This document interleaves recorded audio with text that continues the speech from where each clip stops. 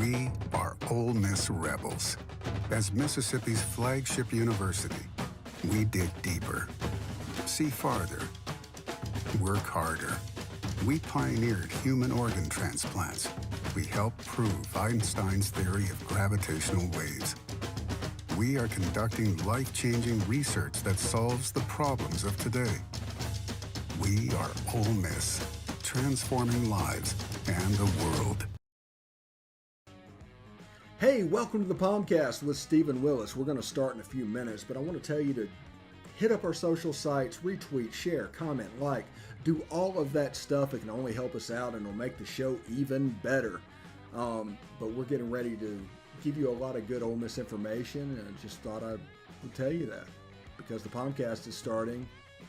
Well, it's starting right now. Wait, no, that's a little early. It is starting right about now.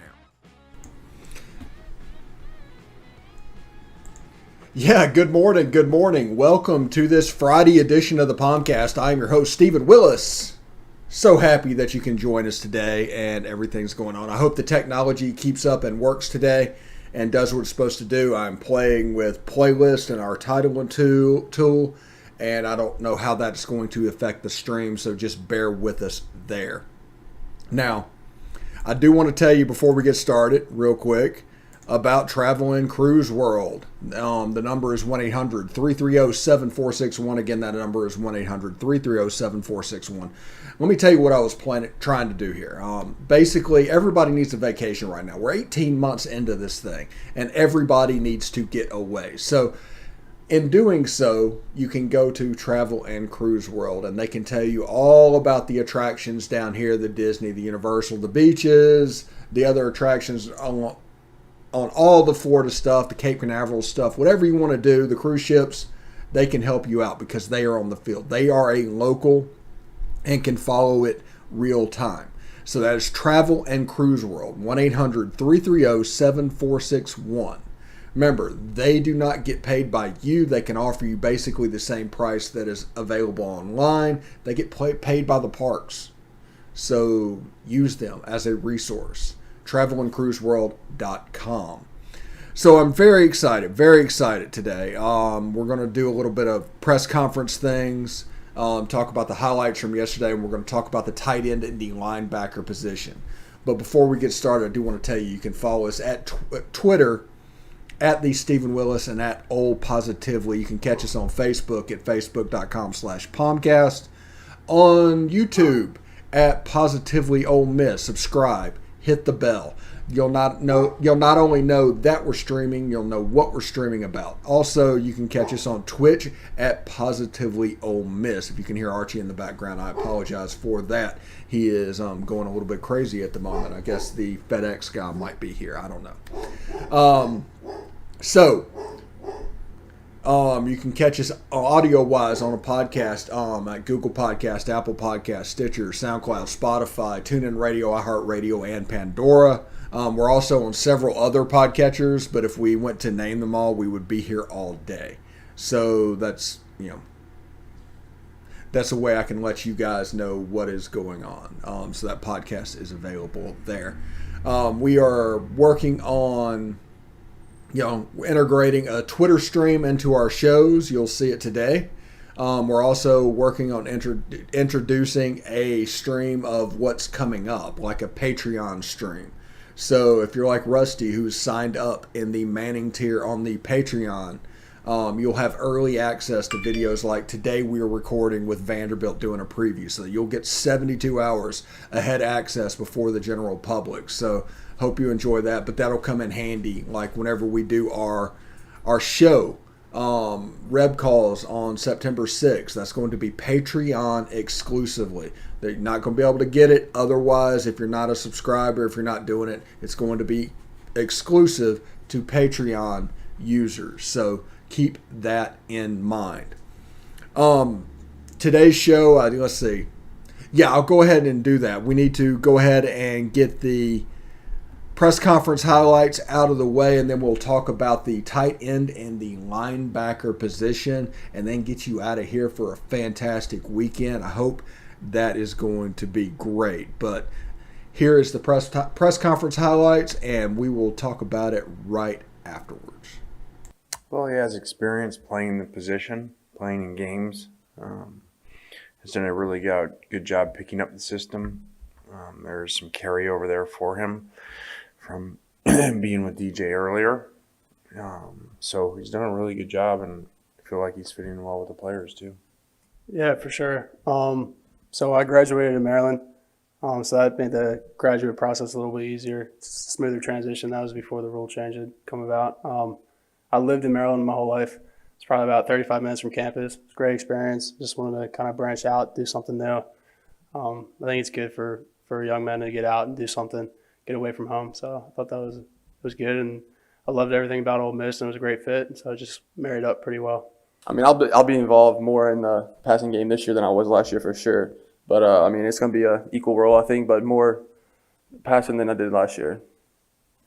You know, lately in practice, the defense has, since the weekend, has done a good job the last 2 practices. So that's good. Had more turnovers, getting more balls out, and limiting explosive plays. So that's been good to see. That drive was a little bit longer than I thought. So I put all my stuff in the car. It was a little bit over 14 hours. So it was kind of funny. The further I drove south, the hotter it got. So that was new. But yeah, that was like it was a pretty smooth change. And I was really fortunate, and everybody here did a really good job just kind of acclimating me. And the people are super welcoming here. So it wasn't really too much that was difficult. You know, I dealt with injuries over there, and it was, you know, just wasn't the right place for me. I was in a bad spot mentally, you know, and it just felt like I had to, you know, get out of there and come back home where I always felt I should have been. And, you know, coming here, it's like when I got here, it's nothing changed. Like I'm back home, I felt comfortable, and everything was great. I think a big difference. You know, I don't want to, you know, rat poison him, but he's done a great job from a leadership standpoint, from an offensive standpoint, and the guy's accuracy is, you know, was almost, I think I said, insane today. Some of the throws that were made, and you know, it was at one point like a video game where you know there's not inaccurate throws. He just throws it to the guy because you hit the button. So good to see. You know, I got to continue to develop and, you know, do it on game days. Yeah, that was really important. I knew Coach Durkin obviously from the recruiting process in Maryland, and then the short time that I had with him. And then when I entered the portal and found out that this would be an opportunity, that was like, it was comforting again, leaving home, having a familiar face. So that was really important. And I think a ton of him as a coach and about his ability to develop players and develop men. Yeah, I've just always been physical, you know, through the years, Peay through, you know, high school ball, and that's always something I like to do is get dirty and get involved, and I like to hit people. And so I just took that aspect of the game and just kept going, kept running with it. I think in some areas, I think with the ones in general, both sides, there's some things to feel good about, you know, close to game type ready. But both sides, there's very little depth that I would feel good about today if we were playing a game. So whether that's older guys continuing to get more experience, whether that's younger guys just getting used to it, we need guys to step up so, you know, we don't get in a situation where, you know, we got no rotations that we feel good about and guys are overplaying. They don't do everything. You know, they just do a limited package, and both of them have a good skill set to do that. And so we feel good about their development, and I think a lot of that had to do with the spring ball and being around them more where we can, you know, look at some things that, you know, does not regress their learning of day one stuff of playing running back.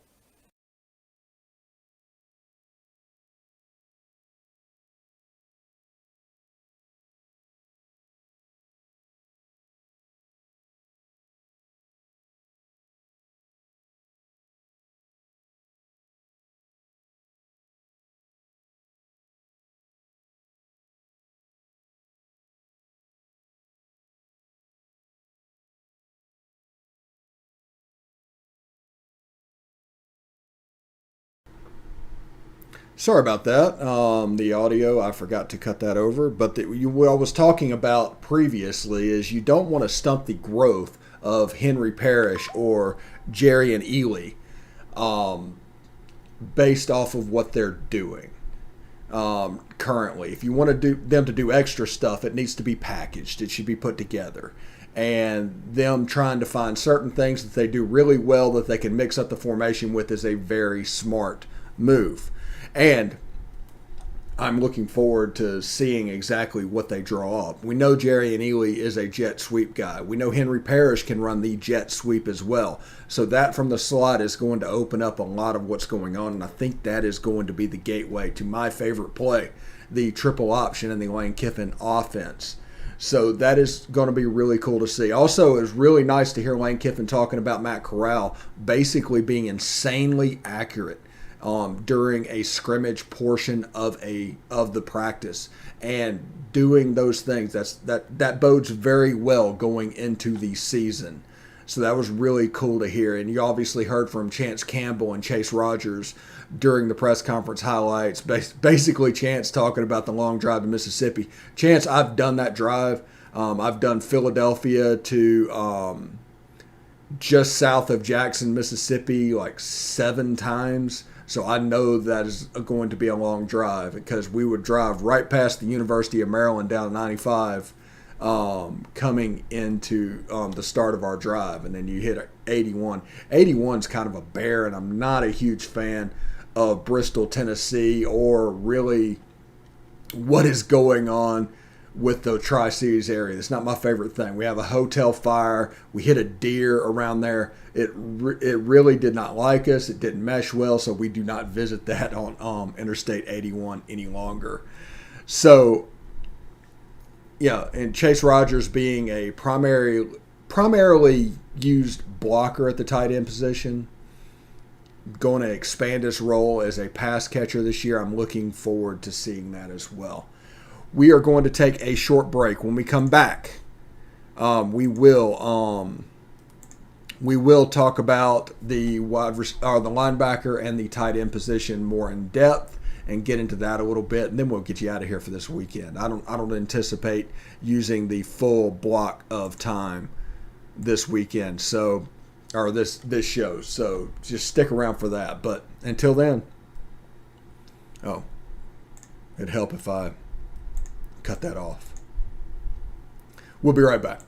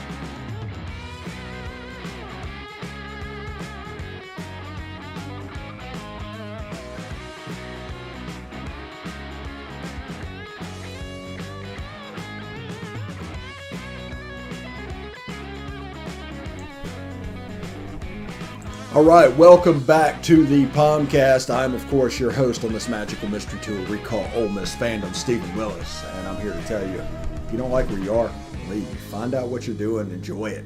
The whole purpose of this is for us to have fun. It's not any purpose for us to be miserable at all. If you are miserable following Ole Miss, you are allowing yourself to be miserable. Go enjoy it. I've enjoyed it for 40 years through ups and downs. In 2011, I enjoyed it. And so just take that into account. Don't listen to the advice of other people and just have fun. Have a good time doing that. So we're going to talk about the tight end in the linebacker position. We'll start with the tight end position. Chad Kelly is coming off an ACL tear that he injured snowboarding way back in January, right after the Outback Bowl. After he had that breakout performance, he tore his ACL snowboarding. So that slowed him down. So there was no spring practice. So what that did is allowed people like Hudson Wolf and Chase Rogers to elevate their games and to really see what is going on, to understand massive reps. Chase Rogers said he improved his ball skills. He's always been a good blocker, but I can see where he would be used in the pass game. Hudson Wolf is a prototypical guy. He would be the starter if he was a junior because he has that level of talent. He just needs the experience, the development to catch up. I expect to see a lot of Hudson Wolf this year. Against Louisville, he might be the first guy that gets run out. It depends on how he does. But he got to see spring practice, although I think he was relatively limited because of a back injury that he had during high school, and they're going to make sure he was okay. But they've done that, and he is as healthy as he's been in 2 or 3 years at this point. So they are full go with that kid, and to get him ready for Louisville, and you have Chase Rogers, and you would be able to notice that they didn't recruit anybody in the transfer portal. That must mean that things are going along pretty well. Things are going along, and you're happy with what you got. Is there a way to get better? Maybe. But they're happy standing pat with where they are. And the other side of the middle of the field, the slot guys, the John Rice Plumlee, Ja'Cour Pearson, J.J. Henry area. On the outside, you have Braylon Sanders, you have Braylon Brown, you have Jonathan Mingo, you have Brandon Buckhalter, Dontario Drummond. All those guys on the outside that's going to open up and make a little bit of space in the middle. So I'm looking forward to see players like Chase Rogers in the pass game more pronounced. Like I said, he's done a good job running the ball, blocking for the run game. But also with this run offense with Jerry and Ely, with Henry Parrish, with Snoop Connor, I could see us being a pretty solid run team as well. So a guy like Chase Rogers could fit that bill with what he's doing. So pay attention to what that is with that. Hudson Wolf, also his development as well. I think those two are the two names to watch this season. I think Casey Kelly is going to come back and after his breakout game, but it's going to be a little bit of slow to build back up. An ACL is an 18-month injury. It still is. Now, it's not like it was back in 1983 when you tore your ACL. Now it's better, but it's still an 18-month injury, and you might be structurally fine after 6 months. So he might come back and be full go on the team in 6 months. He's not going to be back to where he wants to be for another year until next football season. That's just the way it works. It's worked with everybody. Even Nick Chubb, as good as he is and as good as he was not the Nick Chubb that we were familiar with before the injury. It takes a little bit of time. It takes a little bit of wear and tear. So just pay attention to that. But I expect Hudson Wolf and Chase Rogers to be the guys at tight end. And I think they're going to package those guys up, and they're both going to do a little bit different things until Hudson Wolf becomes really comfortable in the system with what is going on. I mean, that's just the honest truth there. Moving over to the other side of the ball, I wanted to get the tight end out of the way because while nobody talks about the tight end and what's going on, it's an important position, but it's one that we were pretty well in hand. The linebacker position, on the other hand, is a little bit different. And it's not that it's well in hand, it's just last year, our offense last year came off of leading the SEC. So you're not necessarily worried about a tight end or an offensive player, an offensive skill guy. The opposite is true on the defensive side of the ball where we struggled last year, and everybody's going to point to the linebackers. Although I've pointed out several times that linebackers are essentially going away in modern football. It's getting smaller and smaller. A 3-4 is now 3-3-5. A 4-2-5 once was a 4-3. They've taken a linebacker off the field and put another defensive back on the field. In reality, it's a hybrid player. He can do a little bit of both. But there's two positions. The point is there's really two positions on the Ole Miss defense at linebacker. You have the grad transfer, Chance Campbell, that came in. Honorable mention, all Big Ten. He's a hustle guy. He's an athletic guy. He's not the big, brooding, 250-pound Big Ten linebackers that you normally think of. He's a fairly athletic kid, and he likes to run around, and he has a high motor. So it'll be good to see him play, and a lot of people assume that he is going to take over one of those linebacker spots. And I say that to say this. The other linebacker spot is going to be a competition between Momo Sanogo and Lakia Henry, likely. Now, not saying that that's, going to be the end all, because you have kids like Austin Keys, you have kids like Jack Brown, those linebacker type players that are competing to enter that spot. Mark Robinson's in there as well. But the way they move around and they try to find the best combination on the field, not just the best player in a position, but the best combination of the two on the field. And for instance, if you have a player that's somewhat limited, like we all love Momo, but he's a 3-4 linebacker. He was recruited to, play inside, A gap, B gap, C gap, not go sideline to sideline. Well, you probably need a guy that's more athletic playing beside him to make up for that. And in doing so, that probably helps out your defense. Because you remember last year, the defense really struggled off tackle, to where one after another stars just got replaced and done, until Tylen Knight eventually just made that position his own. Now, he's probably going to be a depth piece this year for Jake Springer, but you know what I'm saying. The lack of film, the lack of reps and everything. Coaches are notoriously slow decision makers, and that affected who they put on the field at the beginning of the season. They just didn't have the film. Once the film caught up to the level where they can normally make a decision, they were fine. The defense got much better at the end of the year. So just understand what is going on in the linebacker position. I expect the linebacker position to take a jump. And Momo and Lakia Henry and Chance Campbell are all really good players. I expect somebody like Austin Keys to pop up to basically become a 2-deep at each position, because remember, what we want on defense is a 2-deep at every position, basically 22 starters. Right now we're at about 13 or 14 where we feel comfortable, but we need to build up that depth, build up that experience to where if we put them in the game, we're not worried about what's going on.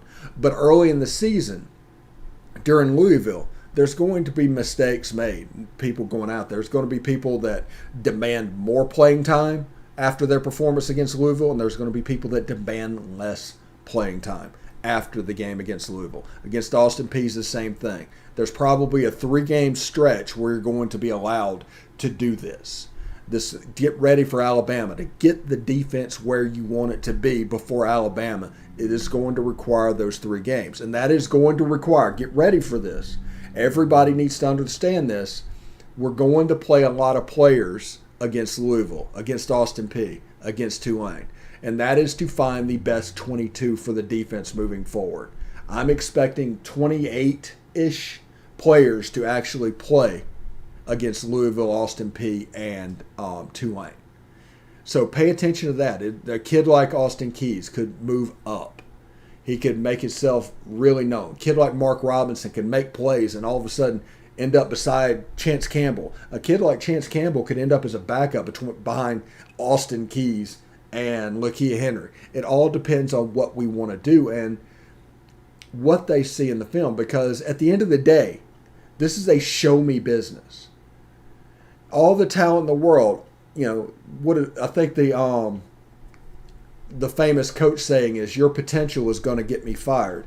And that's absolutely a legit thing. This is a show-me business. So what they do on the field against Louisville is going to be 70% of the decision-making going into Austin Peay.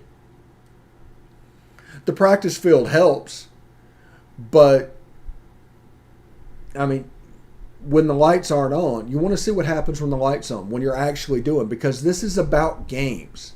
This isn't like Allen Iverson said, about practice. This is about practice, man. No, this is about the game. And people that perform during that 60 minutes when the lights come on in front of those people are going to be the one that move this team forward.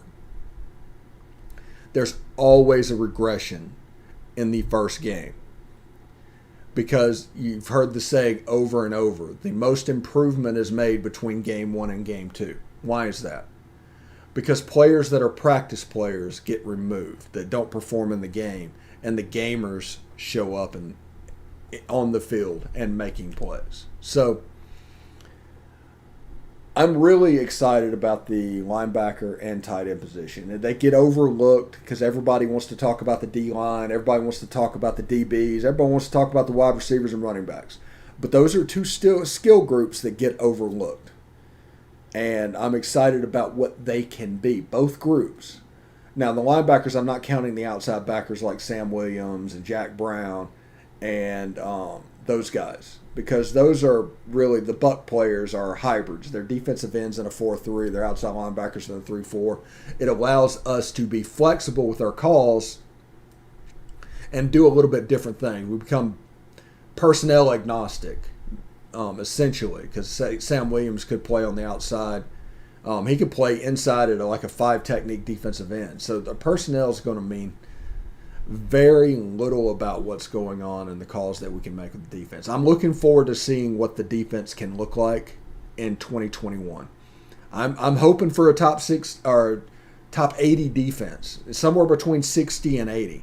If we have that, I think we win 10 games this year. I don't know if we have that though, but a defense 80 to 90 in that range, we're still good enough to win 8 games, get 9 games. But whenever the margins become really small at the top of the list, we do need to improve that defense moving forward. We do need to improve what is going on with those guys. So I'm going to give you a little bit of time back because I'm just a heck of a guy. And from there, enjoy your weekend, have fun, and do the things that you want to do and enjoy it. Subscribe to our Patreon, please. Patreon.com/positivelyolemiss.